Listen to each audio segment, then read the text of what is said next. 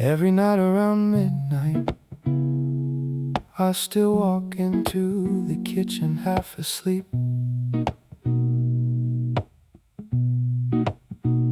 Same old glass, thin blue line around the top, cold floor under my feet. The fridge light hits the room just enough to see the sink. I stand there drinking water slowly, exactly how my father used to. Kitchen water at midnight. Some habits don't arrive loudly. Kitchen water at midnight. They just appear inside your body one day, like they were waiting there the whole time. Dad used to stand by the window smoking, one hand on the counter, one hand holding a glass. Factory jacket still on, boots dirty from work. Didn't matter if it was summer, didn't matter if it snowed outside. Same kitchen, same silence, same midnight water. Back then, I thought grown men were permanent. Thought Dad stayed strong forever. Funny how kids believe things like that. Now the house is mine, different walls maybe, different city, but somehow the kitchen still feels familiar at night. My wife asleep upstairs, TV finally quiet, only the refrigerator humming in the dark. Kitchen water at midnight, that hour where life feels honest again. Kitchen water at midnight. No phone calls, no traffic, no pretending to be okay for anybody. Last Thursday, I heard footsteps behind me, small tired footsteps. My son walked into the kitchen, rubbing his eyes, hair messy, still half dreaming. He grabbed a glass from the cabinet and stood beside me near the sink. Same posture, same little pause before drinking, same hand resting against the counter. And it hit me so hard, I almost laughed or cried, maybe I don't even know anymore. For 1 second, I wasn't the son in the kitchen anymore. I was the father now. My son drank his water, then looked up at me and said, "Can't sleep either." I smiled and shook my head. We stood there together quietly, cold water, dark kitchen, barely awake. 3 generations suddenly alive in one moment. Kitchen water at midnight. That's when I finally felt time moving. Kitchen water at midnight. Not through birthdays, not through mirrors, through small things nobody notices until they happen again. After he went back upstairs, I stayed there a while longer, looking at that old glass in my hand, thinking about Dad standing in another kitchen years ago, probably just as tired, probably wondering where all the time went to. The sink kept dripping softly, wind outside, house settling at night. And for the first time in a long time, getting older didn't feel lonely, just felt human.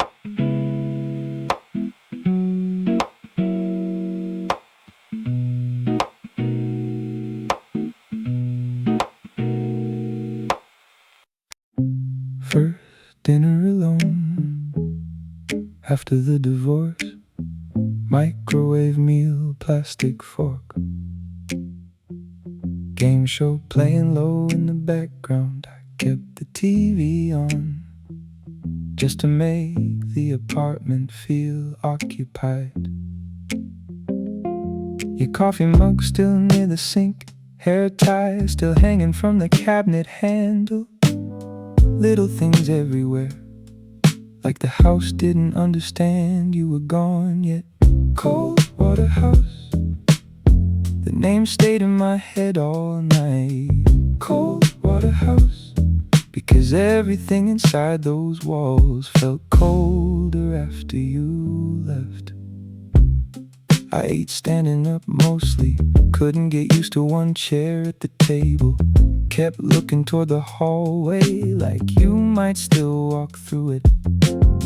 Habit is cruel like that. Around 1 a.m. I walked into the kitchen barefoot, the floor colder than I remembered. No traffic outside, no neighbors awake, just that refrigerator humming in the dark. I leaned over the sink and drank water straight from the tap, long enough for my chest to hurt. Cold water house, some nights people aren't thirsty for water. Cold water house, some nights they just need something to fill the silence for a minute. I stood there listening, water hit in the metal sink, pipes shaking softly in the walls, ice maker clicking on by itself. Funny the sounds you notice once nobody's talking anymore. You used to sing while making tea, terribly too. Always off key, I used to complain about it. Now I give anything to hear it one more time from the other room. The bedroom door stayed half open, I still couldn't walk in there comfortably. Yet your side of the closet empty now. That part looked worse than the fighting ever did. I drank another glass of water slowly, hands against the counter, trying to understand how a home changes temperature so fast. Cold water house, no yelling anymore, no slam doors, just silence stretched across every room. Cold water house, and somehow that hurt worse than the bad days did. Around 2:30, I finally sat down on the kitchen floor, back against the cabinet, glass still in my hand, thinking about all the tiny things nobody warns you about after love ends. Nobody tells you how loud refrigerators get, how empty chairs start looking personal, how water tastes different when there's nobody left awake with you. The sink kept dripping slow, street light through the blinds, my reflection faint in the dark window. And somewhere between those quiet kitchen sounds,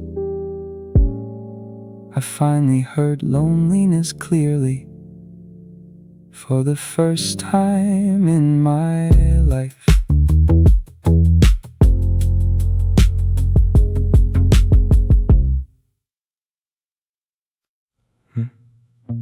The hospital bracelet was still on her wrist when we walked into the house. She moved slower now, one hand against the wall between every few steps. The living room smelled like unopened windows and old blankets. I carried her bag inside, set the pills near the kitchen sink. She kept saying, "I'm okay." In that quiet voice sick parents use when they know you're scared already. Hold the glass slow, the thought stayed with me all night. Hold the glass slow, because suddenly everything fragile felt breakable. She sat down at the kitchen table carefully, same chair she used for 20 years. Rain outside, clock ticking loud near the stove. I asked if she wanted soup. She shook her head, then after a long silence, she whispered, "Can I have some water?" So small, I almost didn't hear it. I grabbed the glass too fast, water spilling over my hand at the sink. And that's when I noticed it. My hands were shaking, actually shaking. Hold the glass slow, like the whole room changed weight at once. Hold the glass slow, because life suddenly stopped feeling rewindable. I handed her the glass carefully, like glass mattered more now, like everything mattered more now. She held it with both hands, tiny sip, then looked out toward the dark window. I kept staring at her face, trying to find the version of my mom that used to carry grocery bags with one arm, used to yell my name from the porch, used to stay awake when I had fevers. Funny how parents shrink slowly right in front of you when nobody prepares you for it. The refrigerator hums softly, medicine bottles lined across the counter, a baseball game playing low from another room. Normal sounds, but nothing felt normal anymore. Hold the glass slow. Some glasses carry water, some carry the truth. That time doesn't stop for anybody. Hold the glass slow, because one day you realize your parents became human too. Around midnight, she fell asleep at the table for a minute, head leaning slightly forward. I covered her with Dad's old cardigan, still hanging near the hallway after all these years. Then I sat back down quietly, just listening.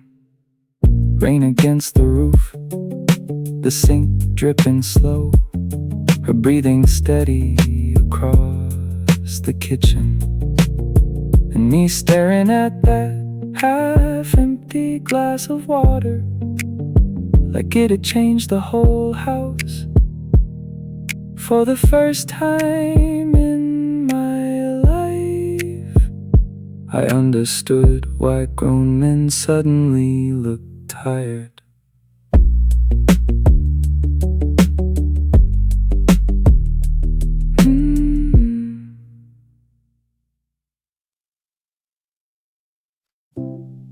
Couldn't sleep again that night.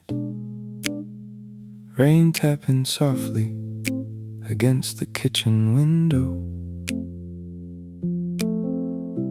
House completely dark except for the stove light above the sink. I stood there barefoot, drinking cold water slowly. Same old habit, same glass in my hand. Still up to? That sentence came back to me years later. Still up to?